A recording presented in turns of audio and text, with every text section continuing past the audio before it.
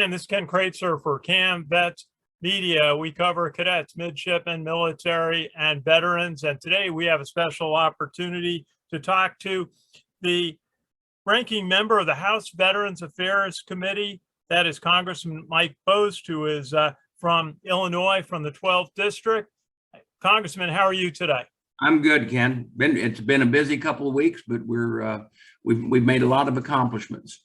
Absolutely. First, I just wanted to ask you, you've got about 5 generations of military service. You're a veteran of the United States Marine Corps. Just take us through a little bit of your military service in your family. Okay, well, my father and my uncles on the Bost side were Army. My grandfather on my mother's side, Marine Corps. My uncle is a Marine. He was a Marine in Vietnam. He was the victim of the ultimate oxymoron, friendly fire. But he is he has a 100% disability, but has had a very successful life and has done well in life, even with his injuries he received there. I achieved the rank of corporal. I was an electronics specialist, a radar repairman.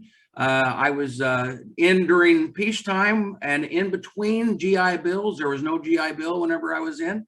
But I was, as I said, I was part of Marine Air Control Squadron 7, radar repairman, worked on the ANTPS-32 radar. I have a son who is a lieutenant colonel at this time. He's a reservist now, but he was very, very active and actually was a legal advisor to the commandant before he went on reserve duty. And he still is an instructor of judge advocates. There's 2 members of Congress that he was actually their instructor. And then my grandson, not his son, but my daughter's son, just picked up corporal on the 6th of July and just turned 21, and he is a eye-level F-18 mechanic in Miramar, California. So yeah, it's kind of a family thing. I don't know how it came about. It is what we do, and many of us go on to have civilian lives afterwards and everything like that. But for some reason we feel it's important to serve, and so it is a passion of mine. And with this being the ranking member and hopefully the chair of the VA committee, that passion can be delivered on to make sure that our veterans receive those benefits that are offered to them, to make sure that they're whole. They've done their time in service, and we need to make sure that they receive the benefits that this country offers to them, and they do it in a way that they don't have to play games jumping through bureaucratic hoops. Absolutely. Now, a couple of key topics, bills going through Congress and the electronic health record. You've got 18 bills that you just put through a markup on your committee on a variety of topics to help homeless veterans, efficiency, benefits payments, emergency care, several others. Take us through some of these important bills that you're moving through Congress. Yeah, right now, a lot of these bills was just trying to make sure that there were 18 bills, and included in those were some that I did not support, and it's not that I don't believe in some of the proposals that they have. Some of them I don't think it's the right time, and there's others I just don't support. But we had the VA Cost Saving Enhancements Act, which makes VA facilities cleaner and safe for taxpayers. That is a one thing that one of the bills that was in there is our VAs need to make sure that they have the ability to dispose of medical waste, and it is cheaper if you can put a medical waste disposal in the actual facility rather than taking the danger of moving it out into the public and then finding a way, and the cost is cheaper. So that's one thing that was in there. Improving the access to VA home loan benefits it makes home loan easier to get hold of. That was one of the bills that was marked up. But you find out that our VA home loans quite often, and we're trying to work on this right now, the hoops you have to jump through quite often, either your lender or the seller of the home, if you say I'm going to do a VA home loan, in a market that is a good market, they will try to veer away from anyone that wants to do that because of the process that has to be gone through. And we're trying to streamline that process so that the veterans can use those home loans and feel more comfortable using them. Other bills would modernize the claims process. Support for student veterans was also in there, and military spouses. Enhance home and community-based services for older veterans, insure veterans new to the VA healthcare systems can get emergency care because they can fall through a window because you actually have to have had your first appointment. And if all of a sudden you have to have emergency care and you haven't had the first appointment, what this does is it gives a window that because maybe you couldn't get in for that appointment, but you can still receive that care if something happens in your life. One of the things we did for the families is what happens is it was questioned whether it was in our venue, but it is in our venue and has been for years. So if you're in a military, you're still in DOD, you make a transition from one base to another, which goes from one state to another.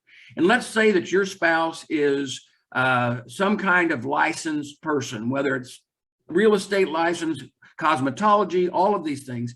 What we're trying to do is get a uniformity transfer of those licensure so that the veteran or the active duty personnel isn't out whenever all of a sudden their spouse doesn't have a license to do the job where they're moving to.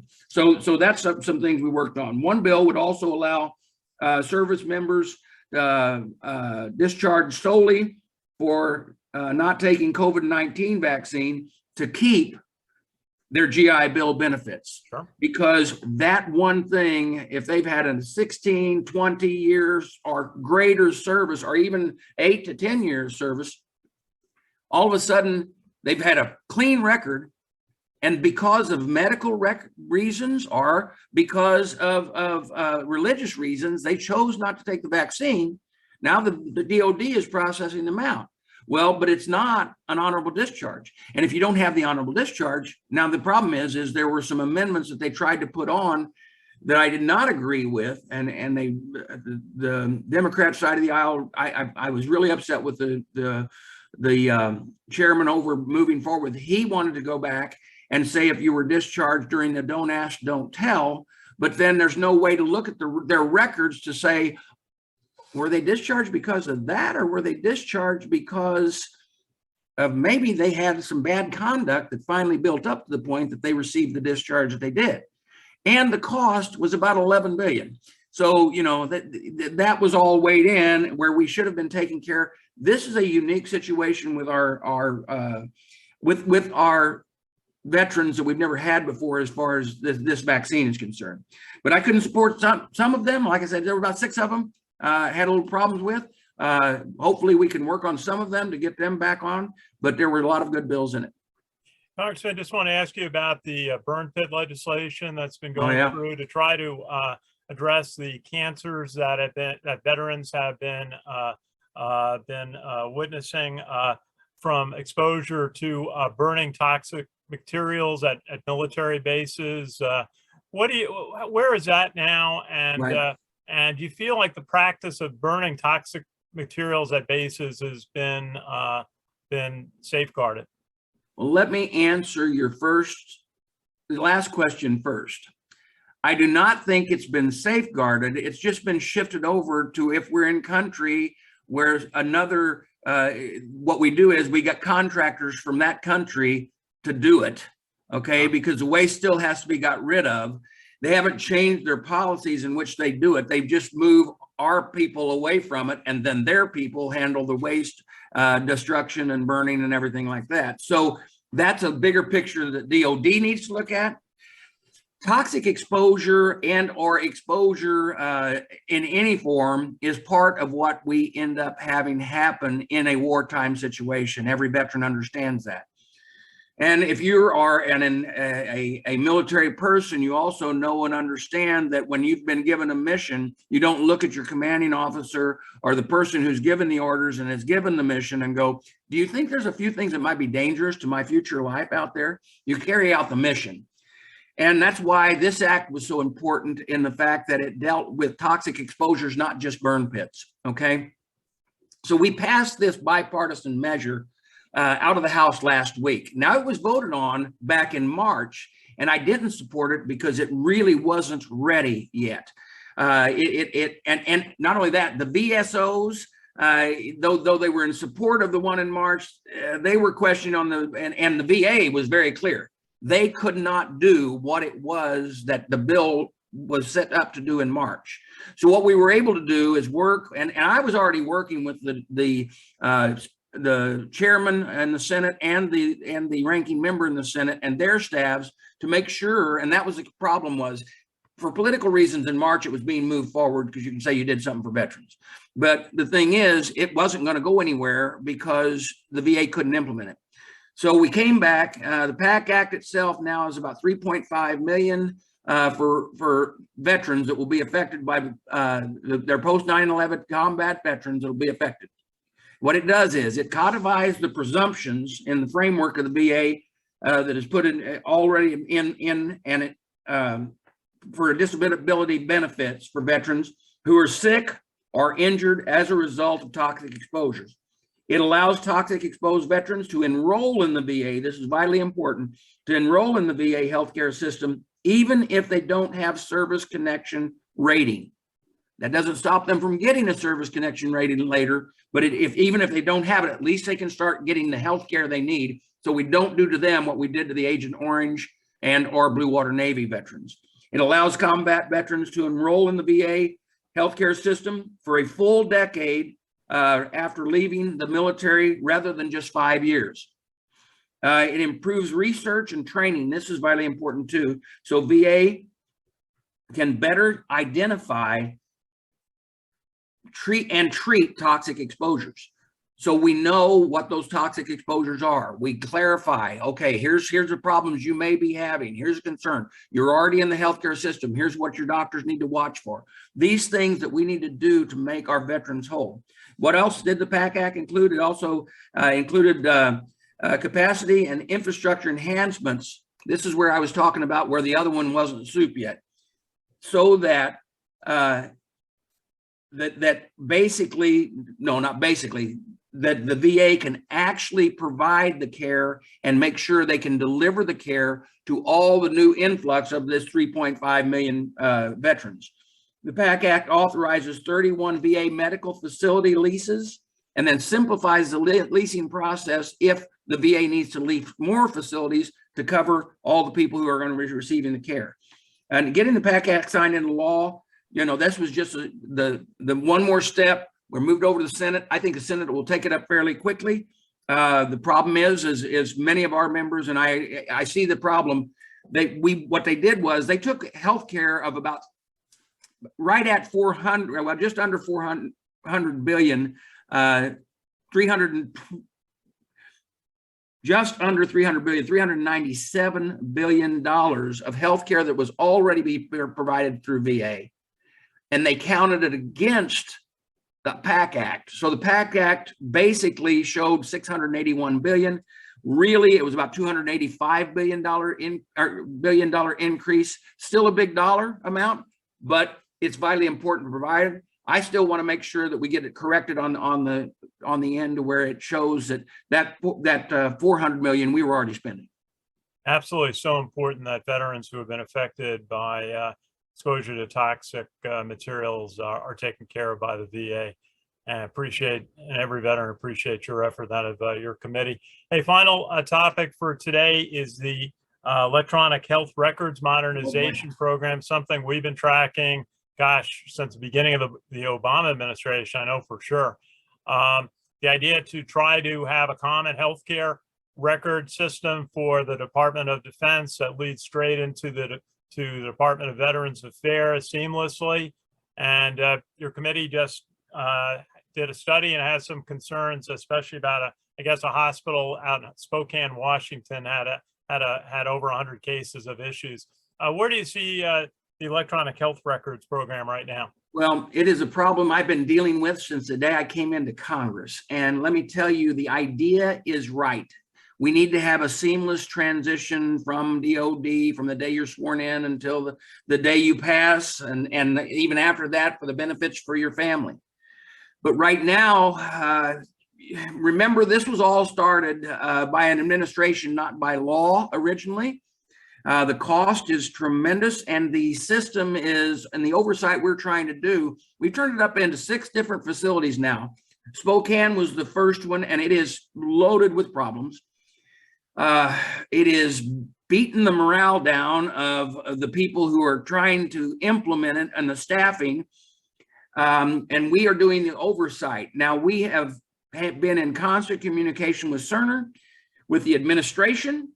Just yesterday, a freeze came on of any more rollouts until January at least, to try to figure out how to get the problems in all of the areas. There's a couple areas that's doing real good.